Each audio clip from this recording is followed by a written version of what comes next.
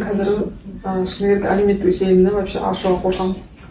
Жерде телевизорды қоссақ та айтылып жатқан, көрсетіліп жатқан мәселелер тұрмыстағы зорлық-зомбылық туралы. Әйел адамдардың болмаса жаңағыдай балдарға деген сияқты.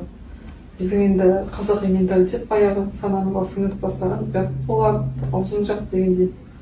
Соған қазір әйел адамдардың енді көбі сол енді қазақи тәрбиемен ұялып, қысылып шығара алмай жатады, айта алмай жатады. Осындайға қаншалықты дұрыс шыдап отыру, айтпау, үндемеу дегендей. Енді мен бұл нәрсені мына мақал қазақтың сөзімен де ауруын жасырған адам өледі деген бар да. Өйткені біздің қазақтың көп мақалдары бар ғой, жаңа қол сынса жеңіс ішінде, бас жарылса бөрік ішінде дегендер. Оны жасырып қоя бергеннен еш нәрсе өзгермейді. Ол сол жағдайда, сол кезде бұл ситуациядан біз шығып кетеміз, бірақ алдымызда одан да соған ұқсас зор ситуациялар келіп жатады.